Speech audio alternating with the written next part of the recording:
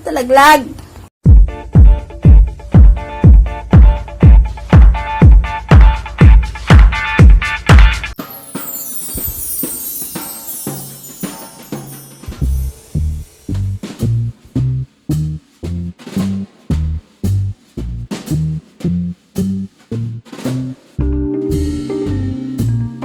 Kwarto ni Ayesha, kung saan dati ay ginawa natin nung nag-makeover tayo last vlog ko po.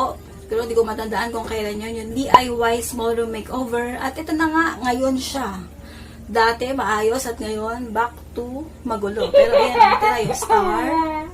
Natira yung star. Tapos ito, nawala yung cortina na kinabit ko. Hindi ko alam kung saan napadpad. Tapos yan, magulo. Tapos ito, as is pa rin siya dyan. Pero magulo. Yan, magulo, rumble. Tapos, ayan. Dito siya naglalamesa. Ayan, o. Ganito. So, ang ano niyan, ganyan lang siya. Di ba masakit sa likod? Kaya kailangan natin siyang, yung cellphone niya, dito lang. Ay, yan lang.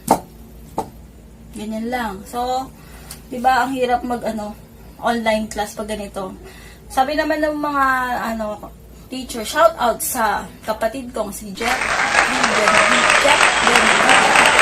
Kasi sabi niya, kailangan mag-create daw talaga ng space. Sinasabi rin ng mga ibang teacher yon na para maging maayos yung school ng mga bata. Yung pag-aaral nila para maging relax sila at hindi sila ma-stress. Lalo na ngayong pandemic.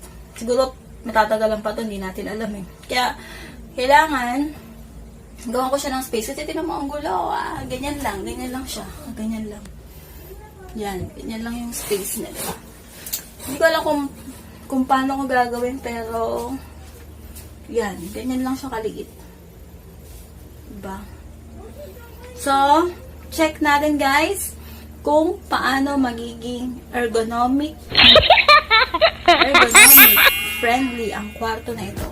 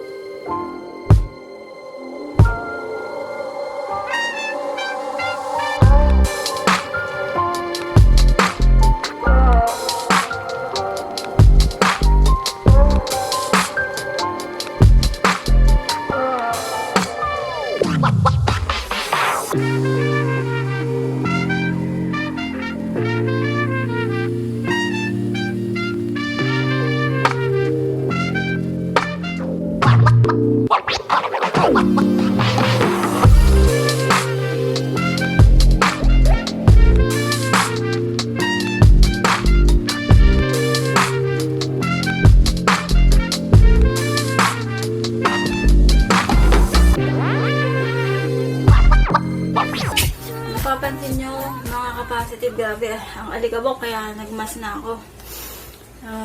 Nabakahinga na sa bandami ng alikabok. Ito, medyo nalagyan na natin ng bagong kortina. Ayan. Ng linoleum. Kasi yung printer. Dito natin ilalagay yung lamesa. Ito, nandito yung lamesa. Kabila. Ito, ayun. Ilalagay natin ito doon. Kabila. Dito. Kapagod. Grabe. Yan, rumble. Rumble dito sa bahay. Yan. Pag naglilinis ka, ganito ka rumble. Yan. Diyan. Diba? Oh! Grabe. Diba? Yun o. Hanggang doon sa kusina.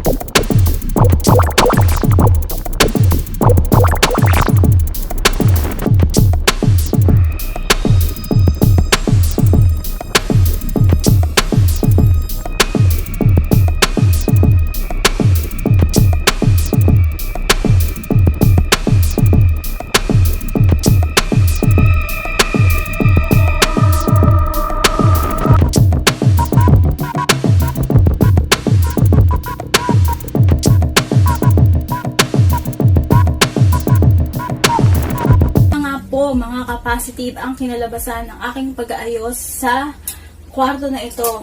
Grabe, ilang araw ko po siyang inayos kasi sobrang busy ko at paputol-putol po yung pag-ayos ko dito. So, worth it po naman at saka nakakatuwa kasi meron na siyang lamesa.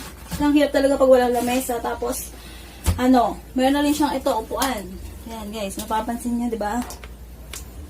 Yan. Yan, may upuan na siya.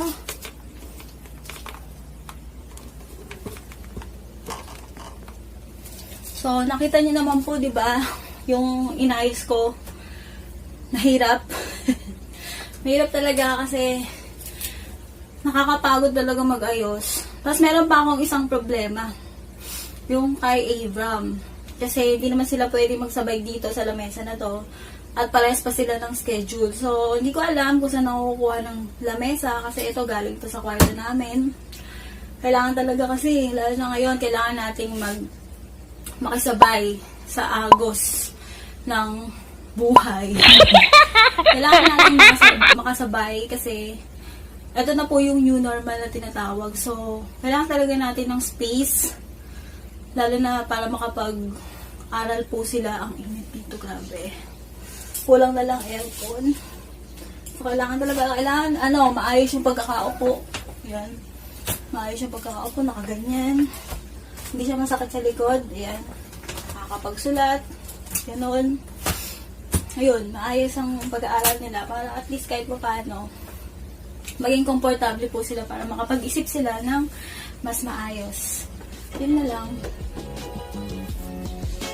And don't forget to like, comment, share, and subscribe. Hit that notification bell to notify you for my upcoming videos.